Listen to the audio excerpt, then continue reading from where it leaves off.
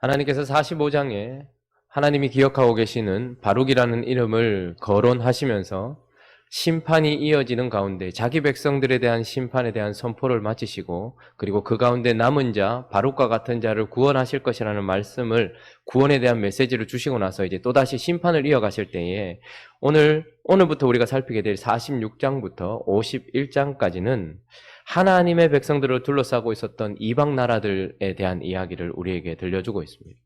하나님은 자신의 백성 이스라엘에 대해서만 말씀을 주신 것이 아니라 이스라엘을 둘러싸고 있었던, 그리고 이스라엘에서 봤을 때 가장 끝에 있었던 나라들까지 언급하시면서 하나하나 그 나라들에 대한 운명을 이야기해 주고 있습니다. 오늘 1절 말씀해 보니까 이방 나라들에 대하여 선지자 예레미야에게 임한 여호와의 말씀이다, 이렇게 이야기를 하고, 이 이방 나라들은 오늘 살피게 될 애굽에서부터 10개의 지역과 나라를 이야기를 하고 있습니다. 10이라는 수는 만수입니다. 그러니까 온전히 채워진 수이기 때문에 46장부터 51장까지 거론되는 10개의 지역의 나라들은 그저 이스라엘과 가장 밀접한 관계에 있었다, 이런 의미보다는 10이라는 만수를 사용하여서 하나님이 온 땅 전체에 대하여 말씀을 주고 계신다라는 것을 우리에게 이야기를 해주고 계시면서, 하나님이 이 모든 땅들을 통치하고 계시고 하나도 하나님의 통치에서 벗어나지 아니하였다라는 것을 이야기하려고 하는 것이죠. 그래서 사실은 하나님의 백성인 우리뿐만 아니라, 또 어떤 특별한 나라뿐만 아니라, 하나님은 모든 나라와 모든 백성들에 대하여서 말씀하고 계신다라는 것을 이야기해 주면서, 그들이 어떤 마음으로 살았든지 간에, 그들이 하나님과 상관없는 삶을 살았고 하나님을 인식했든지 인식하지 못했든지 간에, 하나님은 모든 사람들과 모든 나라들을 하나님과의 관계에서 하나님 앞에 어떠했는가를 통하여서, 혹은 하나님의 백성들과의 관계 속에서 하나님이 두신 그 관계 속에서 어떠한 삶을 살았느냐에 따라서 심판하시고 또 징계하신다라는 것을 우리에게 말씀해 주고 있는 것입니다. 그러니 어떤 나라가 일어나고 어떤 나라가 패하고 어떤 사람이 흥하고 어떤 사람이 망하고 하는 이 모든 것들은 그가 그렇게 인식을 하든 인식하지 못하든 상관없이 하나님 앞에서 그가 어떤 모습이었는가와 하나님이 세우신 하나님의 백성들 앞에서 그들이 어떤 삶을 살았는가와 연결되어서 그 결과로 받아들이는 것이기 때문에, 하나님이 이 땅을 통치하는 것이지 우리 눈으로 봤을 때 그들의 강성함이나 그들의 수완이 혹은 그들의 어떠함이 이 결과를 만들어낸 것이 아니다. 하나님은 하나님의 뜻대로 모든 것을 통치하신다라는 것을 우리에게 말씀해 주고 있는 것입니다. 2절에 보니까 애굽에 관한 것이라 라고 이야기하면서 그 10개의 지역, 10개의 나라 가운데 특별히 애굽을 먼저 언급하고 있습니다. 왜 그랬을까? 아마 이 46장부터 51장까지는 애굽에서부터 시작하여 바벨론으로 마칩니다. 그러니까 하나님께서 특별한 순서를 따라서 특별히 우리에게 말씀을 주신다라는 것을 우리가 볼 수 있는데, 애굽은 특별히 하나님의 백성들이 조성되어진 곳이지요. 민족이 만들어졌던 곳입니다. 애굽이라는 울타리 속에서 하나님께서 하나님의 백성 이스라엘을 만드셨고, 그래서 어쩌면 애굽은 하나님의 백성이 만들어진 곳이고, 마지막 바벨론은 하나님의 백성들이 고쳐지던 곳, 하나님께 마음을 돌이키는 곳, 그래서 아마 하나님께서는 애굽에서부터 시작해서 바벨론으로 그렇게 마무리를 하시는 것이 아닌가라는 생각이 들기도 하고, 그러나 한 가지 확실한 것은 애굽을 먼저 언급하는 이유는 이스라엘이라는 나라에게 있어서 가장 많은 영향력을 미쳤던 나라, 가장 많은 영향력을 미친 나라이기 때문에 먼저 언급을 할 것입니다. 우리가 지금까지 살펴보아서 아는 것처럼 결국 바벨론으로 포로로 끌려가서 하나님의 멍에를 지라고 말하는데도 불구하고 끝까지 그 멍에를 지지 않았던 사람들의 무덤도 바로 애굽인 것이죠. 마지막 하나님의 백성들이 찾아 들어간 곳도 애굽인 것입니다. 그러니 하나님은 하나님의 백성들에게 가장 많은 영향을 미친 이 애굽을 먼저 언급하시면서 그들에 대한 말씀을 주시고 있고, 오늘 이 말씀은 2절 끝에 보니까 느부갓네살 왕에게 패한 애굽의 왕 바로 느고의 군대에 대한 말씀이다 라고 이야기하면서 애굽 왕에 대하여 그리고 그 군대에 대하여 말씀을 하실 때에 전쟁에 패하고 난 이후에 선포된 말씀으로서 특별히 애굽에 대한 심판의 메시지를 보복이라고 하나님께서는 이야기를 하고 계십니다. 애굽에 대하여 하나님은 보복하신다라고 이야기를 하고 계십니다. 우리 8절부터 10절까지 한번 읽어볼까요? 자, 46장 8절부터 10절까지 한번 읽어보겠습니다. 8절 시작. 애굽은 나일강이 불어남 같고 강물이 출렁임 같도다. 그가 이르되 내가 일어나 땅을 덮어 성읍들과 그 주민을 멸할 것이라. 말들아 달려라. 병거들아 정신없이 달려라. 용사여 나오라. 방패 잡은 구스 사람과 붓 사람과 활을 당기는 누딤 사람이여 나올지니라 하거니와 그날은 주 만군의 여호와께서 그의 대적에게 원수 갚는 보복이리라. 칼이 배부르게 삼키며 그들의 피를 넘치도록 마시리니 주 만군의 여호와께서 북쪽 유브라데 강가에서 희생제물을 받으실 것임이로다. 아멘. 10절에 보니까 그날은 여호와께서 그의 대적에게 원수 갚는 보복일이다라고 이야기를 하고 있습니다. 애굽은 스스로 8절과 9절에 보면 스스로 자기 자신을 높여서 마치 나일강이 범람한 그때에 불어난 강물 같고 출렁임 같다라고 자기 스스로를 이야기하고 땅을 덮어 성읍들과 그 주민들을 멸할 것이다 이야기하면서 하나님의 도구임에도 불구하고 하나님만큼 높아지려고 했던 그런 오만한 모습을 보여주고 있고 그들의 힘을 가지고서 특별히 용병들을 자기들이 모아서 용사여 일어나라 나오라 라고 얘기하면서 구스 사람, 붓 사람, 루딤 사람들을 돈 주고 용병을 들여서 모든 이 연맹국과 함께 일어나서 지금 무엇을 하려고 하는가 하면 바벨론 왕과 싸우려고 하는 상황인 것입니다. 왜 하나님은 그들을 원수라고 얘기하고 애굽을 원수라고 얘기하고 그에게 보복한다고 이야기하실까? 먼저는 하나님과의 관계 속에서 애굽이 하나님보다 높아지려고 했고 하나님께 대적했기 때문일 것입니다. 하나님께서는 애굽에게 언제나 강성함을 허락해 주셨습니다. 그래서 사실 애굽은 언제나 강한 나라였고 의지할 만한 나라였던 것은 사실입니다. 우리가 잘 아는 것처럼 이스라엘 백성들이 처음에 이 야곱과 그의 식구가 70명이 들어가서 그곳에서 민족을 이룰 수 있도록 울타리가 되어줬던 나라도 바로 애굽인 것이죠. 그래서 애굽은 사실 강성한 나라였고 하나님의 좋은 도구였습니다. 그러나 그들은 끝까지 하나님의 도구로 남아있지 아니하고 하나님만큼 높아지려고 했고 지금 하나님께서 자신의 종으로 세우셔서 하나님의 백성들을 심판하시고 열방을 심판하시려고 하는 이 느부갓네살과 바벨론에 대하여 일어나서 그들을 치려고 하고 있는 상황인 것이죠. 그러니까 하나님의 통치에 순종하지 아니하고 스스로를 높여서 더 높은 자리로 가려고 했던 하나님을 대적했던 모습, 오만했던 모습, 끊임없이 그렇게 나아갔던 모습들을 보면서 하나님은 자기 자신을 하나님 앞에 대적하고 있는 이 애굽을 원수라고 이야기하고 그 원수를 갚는 날이다. 그들이 일어난 날을 원수로 갚는 날이다라고 이야기하는 것입니다. 애굽이 이렇게 심판을 받는 이유는 하나님을 대적했기 때문입니다. 그러나 사실 지금 애굽에게 보복일이라고 이야기하는 것은 사실은 하나님 자신에 대해서라기보다는 어쩌면 하나님의 백성 이스라엘에 대해서 그가 했던 행동들 때문에 아마 보복이라는 단어를 쓸 것입니다. 우리는 복수, 보복 이런 이야기를 하면 아주 부정적으로 생각하는 경향이 있습니다. 그래서 사랑의 반대말처럼 하나님을 사랑하라고 하셨는데 왜 보복을 하고 복수를 하냐 이렇게 생각할 수도 있습니다. 그러나 성경에서 특별히 구약 성경에서 보복이라는 단어 그래서 하나님이 누군가에게 보복하신다라고 쓰는 그 단어는 부정적인 의미가 전혀 없고 공의를 정의를 실행하신다라는 의미가 있고 특별히 보복이라는 단어를 쓰셨을 때는 하나님이 억울한 일을 당한 하나님의 백성들 편에 서서 하나님께서 일하실 때 이 단어를 쓰는 것입니다.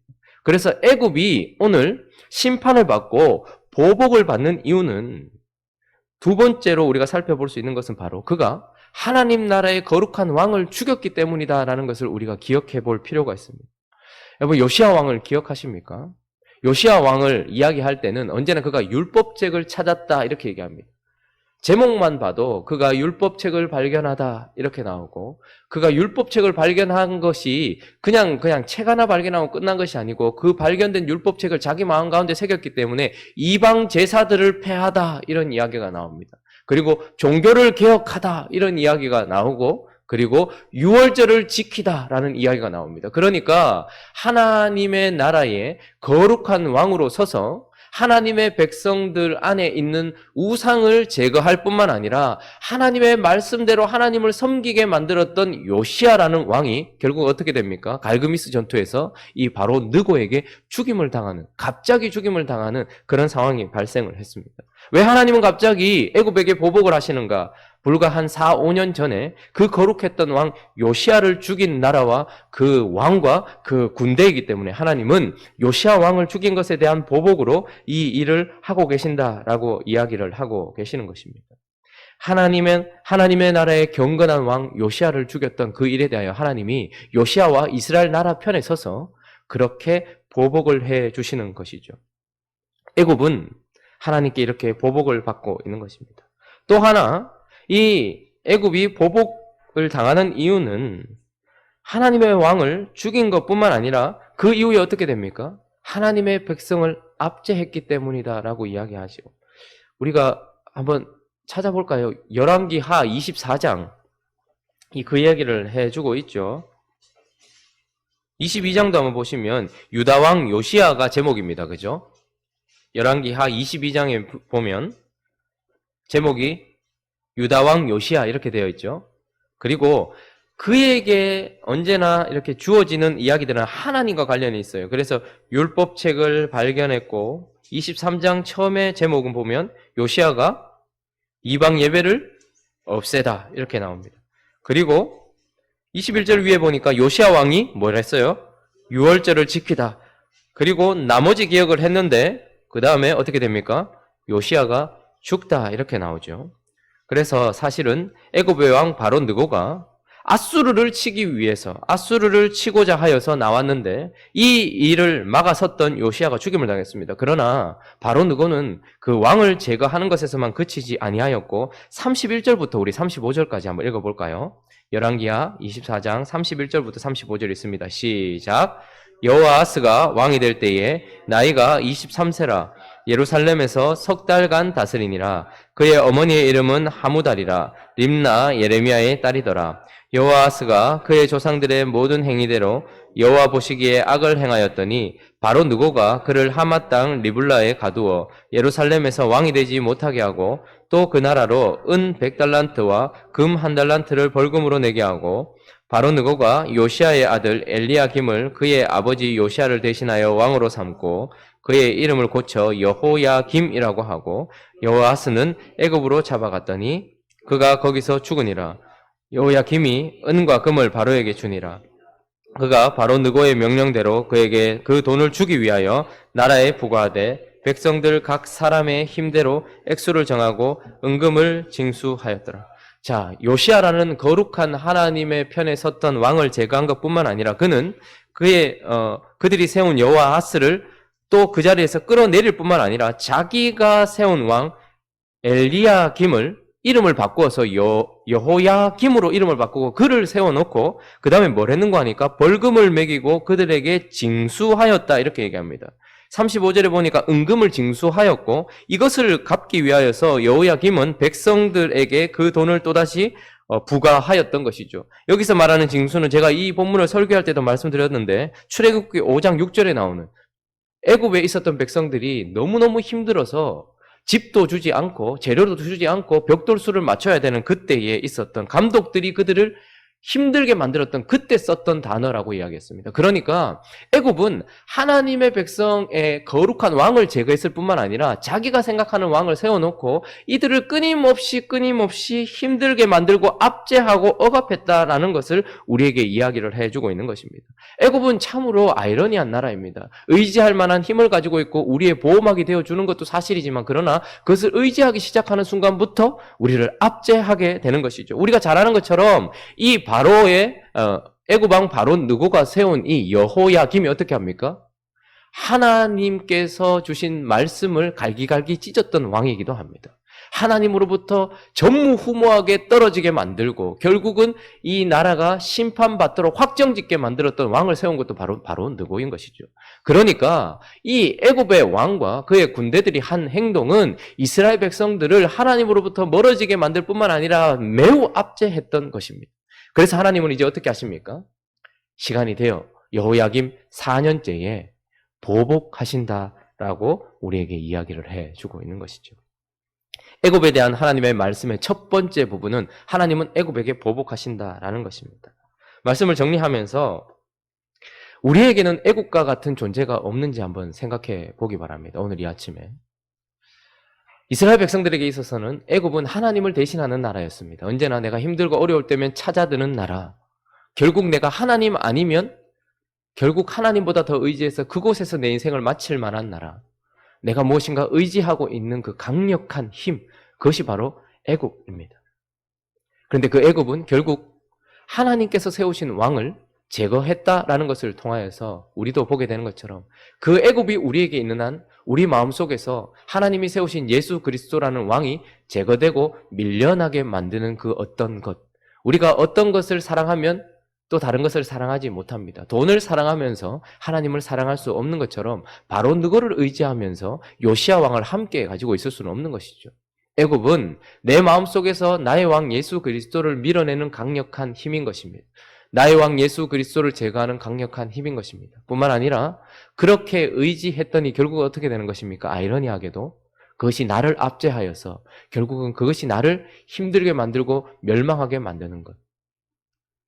어떤 사람은 그것이 돈일 수 있을 것입니다. 하나님만큼 높아진 애굽이 돈일 수도 있을 것입니다. 그래서 그 돈 때문에 내 속에 왕이어야 했던 예수 그리스도는 제거되고 그 돈을 의지하였더니 결국은 그 돈 때문에 망하는 것이죠. 돈에 이리저리 끌려다니는 것입니다. 어떤 사람은 인기, 평판일 수 있습니다. 인기와 평판만 있으면 내 인생이 괜찮을 것 같이 생각하여서 하나님보다 더 높아진 자리에 애굽과 같은 존재로 그것을 놓고 그것 때문에 내가 의지해야 했던, 내가 붙들어야 됐던 나의 왕 예수 그리스도를 밀어내고 제거하고 그래서 그것을 쫓아가다 보니 그 인기와 평판 때문에 울고 웃다가 결국 망하는 인생. 칼을 의지하는 사람도 있습니다. 힘을 의지하는 사람도 있습니다. 우리에게는 어떤 애굽이 있습니까?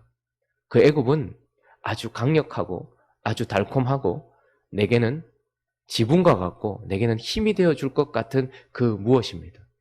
그러나 그것은 결론적으로 거룩한 왕 요시야를 그리고 거룩한 왕 예수 그리스도를 내 마음 가운데서 제거해 버릴 뿐만 아니라 결국은 나를 압제하게 할 그 무엇. 하나님은 그것에 대하여 보복해 주실 것이라고 이야기를 합니다. 나를 압제했던 그 무엇, 그 누구에 대해서 하나님은 보복해 주실 것이라고 이야기합니다. 그러나 이 메시지는 너희를 압제했던 자들을 내가 보복할 것이라는 메시지이기도 하지만 그러나 더 중요한 것은 그러므로 의지하지 말라는 것. 결국은 심판받을 것이고 하나님께 원수기 때문에 그것을 의지하지 말아라 라고 하나님께서 이야기하고 계십니다. 오늘 이 아침에 혹 내가 의지하고 있는 애굽은 있는가? 하나님이 내 주변에 대해서 먼저 이야기하실 때 가장 먼저 얘기할 애굽이 내게도 있는가? 너는 이것이 라고 이야기하면서 내가 보복할 것이다 라고 이야기할 만한 그 무엇이 있는가를 살펴보면서 결국은 그것이 나를 압제해 버릴 것이라는 것을 잊지 않고서 하나님만 의지하고 하나님만 사랑하게 되는 행복한 우리 교회가 되기를 예수 그리스도의 이름으로 축원합니다.